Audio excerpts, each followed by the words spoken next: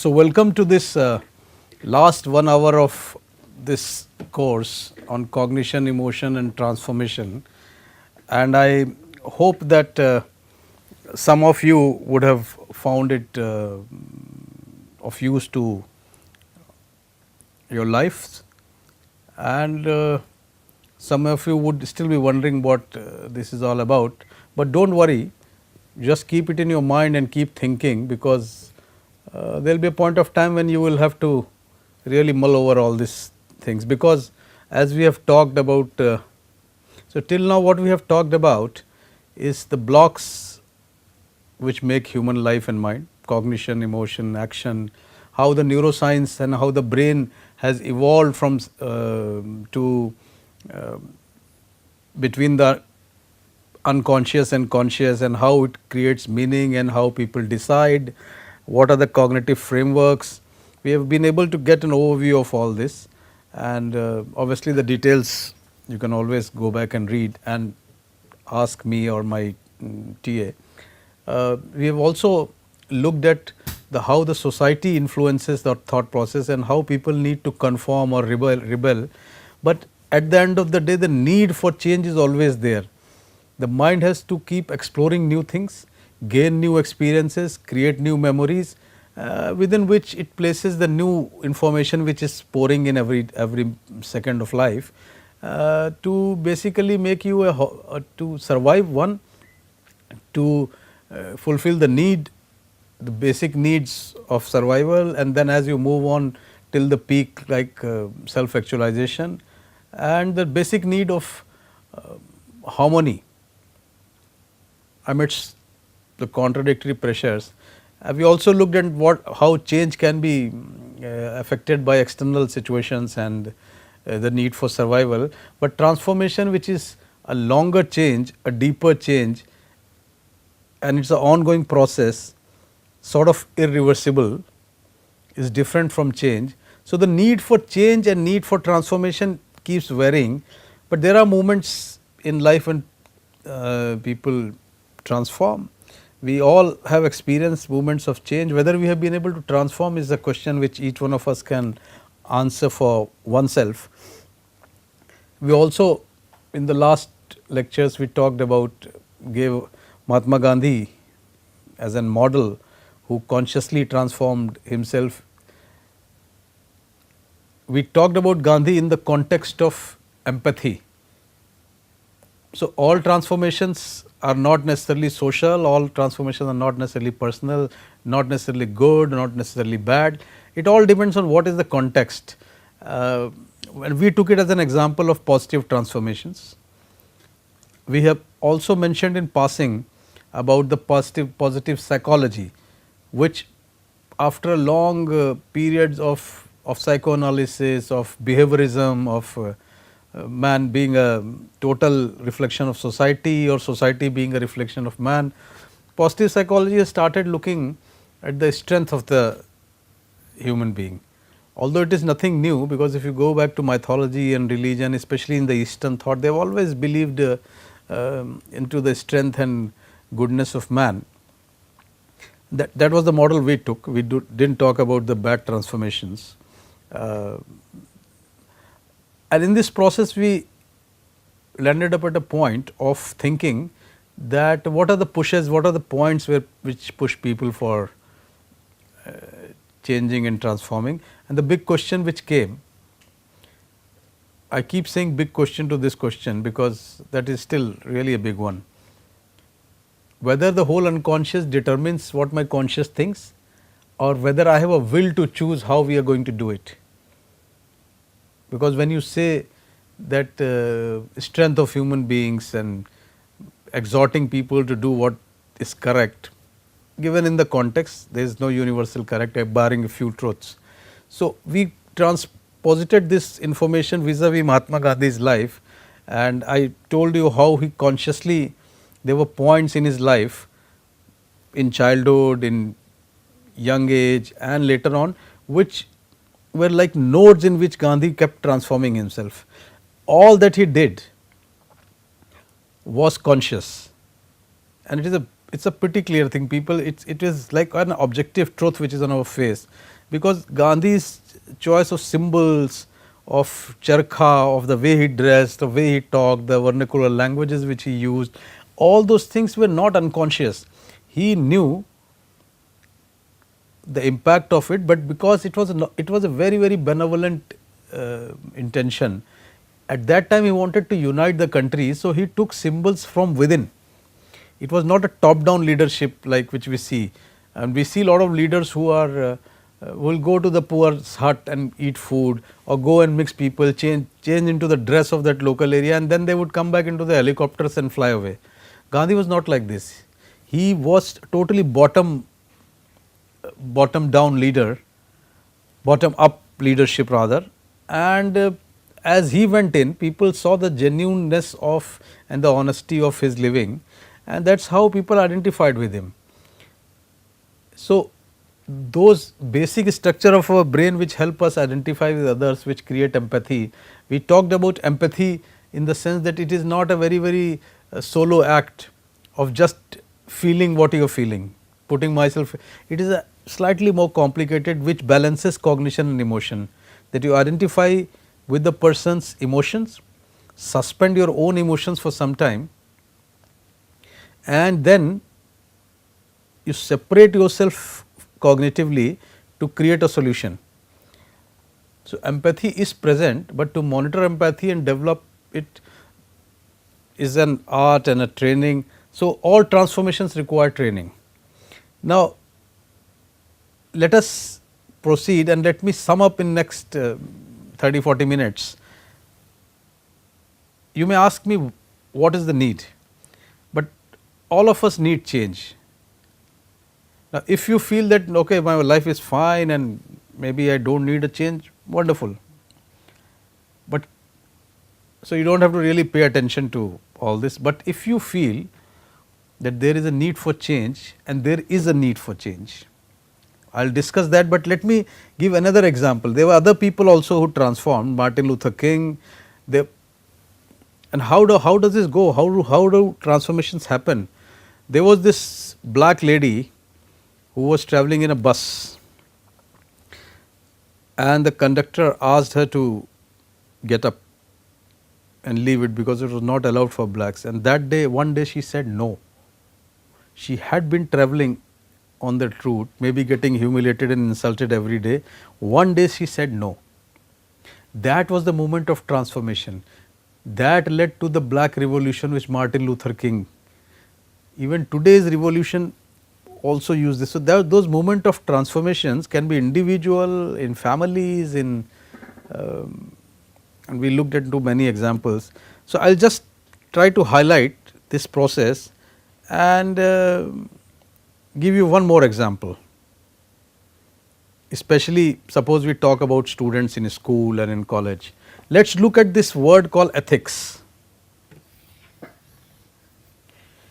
Ethics, ethical understanding involves students. I am just focusing on a situation in whether ethics is important for students, or is it just important for those who rule, those who are into power and business. We talk lot about, because ethics is posited against corruption. Ethical people are not corrupt, ethical people do the right thing. So, whether the students and the kids also should do right things. Ethical understanding involves students in building a strong personal and socially oriented outlook. Again, it is stepping out of self, caring for the other, which is a natural tendency. We talked about altruism and sacrifice, and how the brain really creates the need, and how in a feedback loop you receive what you give. What you give, you will receive. That helps them to manage context, and nobody would deny that you need all these things. Conflict and uncertainty. Mind does not want uncertainty. Mind needs to get a solution out of conflict, and to develop an awareness of the influence that their values and behavior have on others. So, ethics is a step ahead of empathy. If empathy has in the baseline emotional template, and in between it has emotion and cognition both working. Ethics is absolutely at a level of cognitive functioning. Ethical understanding involves students. So, look at this, building a strong personal and socially oriented. You are expected to build, to have a intent or a will to build by training a socially oriented outlook. That means you have stepped out of self, whatever you want to do should be beneficial to others. That helps them to manage context wherever, whatever you are doing. Ethics, the content of ethics may vary, but what is ethical is still ethical. Conflict, when you come into conflicts with right and wrong, which are obviously determined by the societal rule, uncertainty, and to develop an awareness of the influence that their values and behavior have on others. So, on two levels, one, you have an inner source to do this. At the same time, you should be aware of what your value system is affecting and how it is affecting others. So, ethical understanding requires, it can be a great impetus for change, and because it requires, ethics requires training. So, ethical training should start from schools, because from schools they can really take it up, because as you remember, the first cognitive networks, hierarchical, forming layer after layer of knowledge and all. So, if the knowledge of ethics is taught from schools, and that is what people are gearing up. There are institutes which are been set up by Dalai Lama. There have been, Ramakrishna Mission has a whole value based education. All these are coming into curriculum. Suddenly the shift is to, after almost 20-30 years of teaching children to be successful and go getters and become ambitious and become gain this and gain that, appears to be creating more misery actually. The depression is increasing, the psychiatric illnesses are increasing. People are still, that material rush has not made them happy. And I am not talking in sense of the spiritual gurus and moral teacher. Practically you look at it, there is a whole push for life. The pace, the fast pace is not giving, so people are turning back to looking at the value system. And what they found is that it is the ethical framework which has got disrupted over last 20-30 years, which is causing all this. So, again so what is it? Maybe schools will get teaching, but college students and engineering colleges and degree colleges do not have such training. And honestly, if you ask me, whether your colleges, engineering students do study some humanities subjects, and that is one reason there was a major shift to engineering, medicine, commerce and management in the last 30 years, and now there is a switch back to liberal arts and humanities, because people all over the world have realized that it is the humanities, the introduction to humanities which actually make humans. Rest all is technical knowledge which can be pumped in to develop more technology or whatever you talk about. So, that also is important for creating a good life, but that is not all. That is not just something which, so AC makes you comfortable, but if you can't survive without AC, that is a problem. So, that is a mental stuff. So, medical colleges for that matter, I know, I do not think any medical college in India at least teaches even for 1 or 2 hours a specific class on ethics or how you deal with the patient. All the teaching goes on at the bedside, but there is no communication skill or anything taught. I mean, this is surprising, because doctors deal with patients the whole day.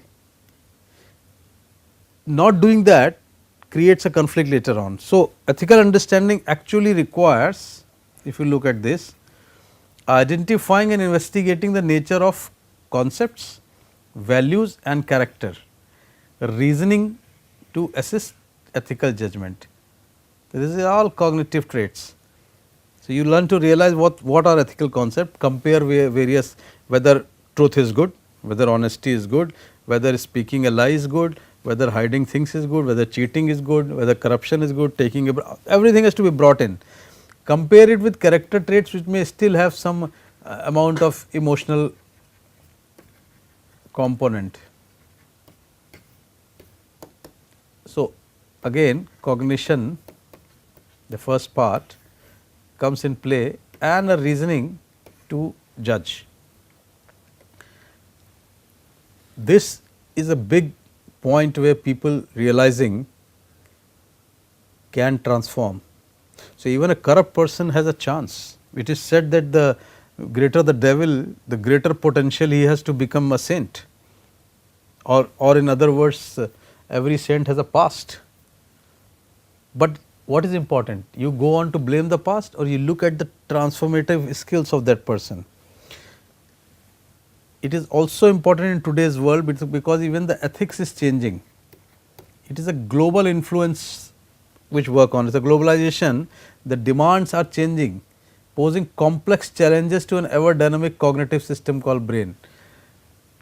Life was slow, people were doing certain jobs, the father left at a certain pace, the child picked up from the village, cities evolved, different type of jobs emerged, people from small cities go on, leave their homes very early to go on to complete their graduation or their post-grad or engineering, then they shift to bigger cities which are becoming ever crowded. And when they go to these companies, all of you who are engineers and who work for software IT, you know that marketing, the amount of targets they have to achieve, the amount of pressure they have to live in, that is, and we got a lot of money for that. So, all these conflicts are coming out of a global market. So, people may have a will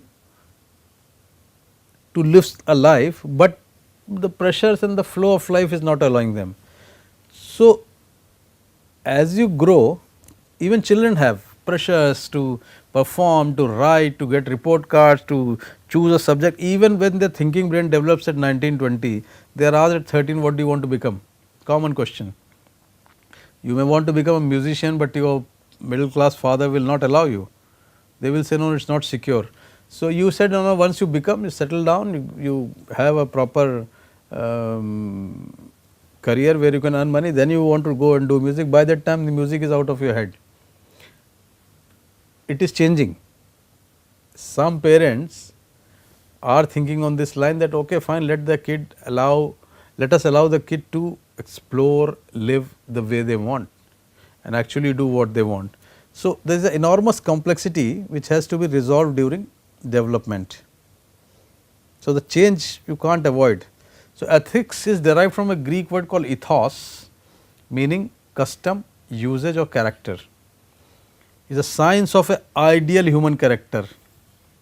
So, society has its ethics in the form of religion, in the form of social transaction, in the sense of social and moral duties.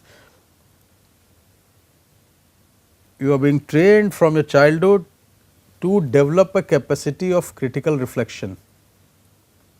Unless you do this, which is an act of cognition, you cannot achieve ethical fitness.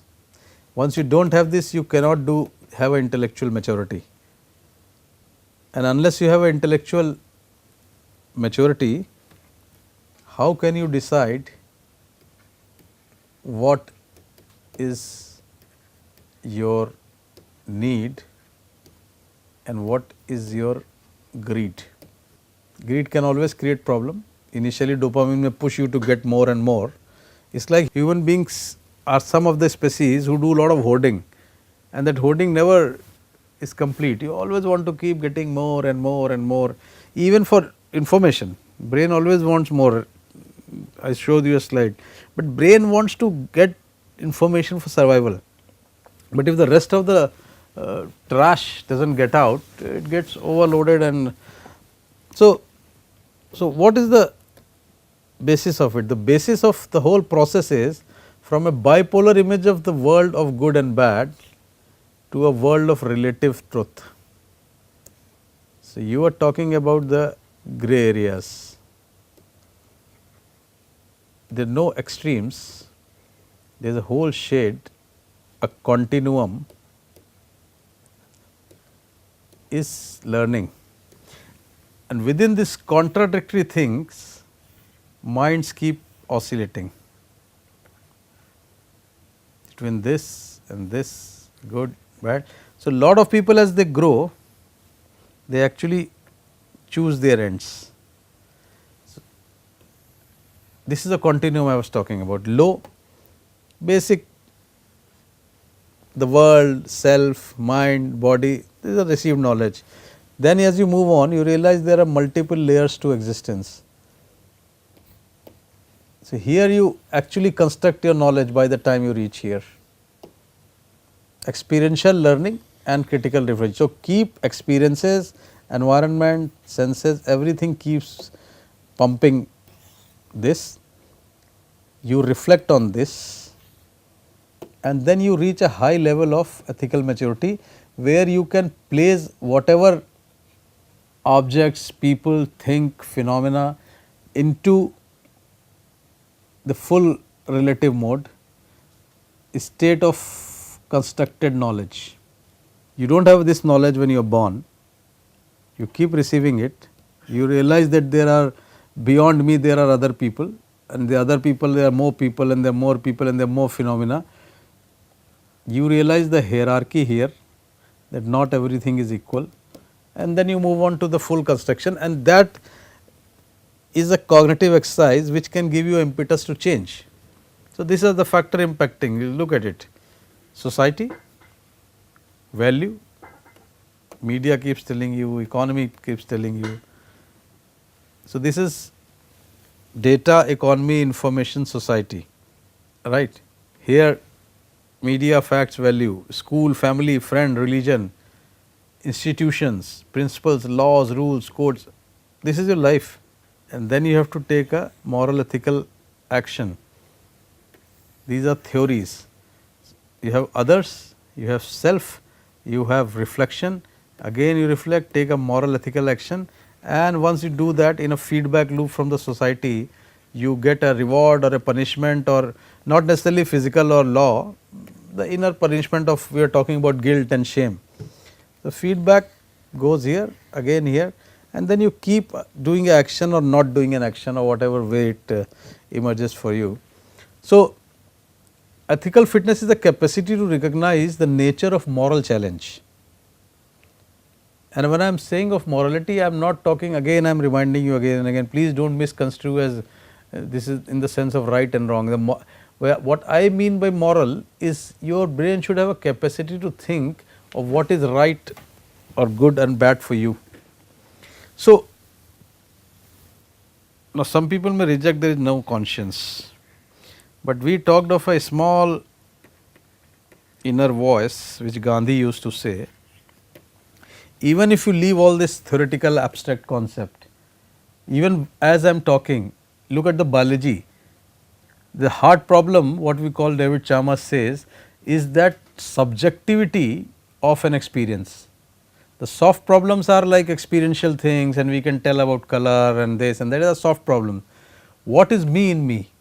And even while I am talking, there is something which is watching what I am talking. It just requires some training and some amount of awareness to really look at this phenomena.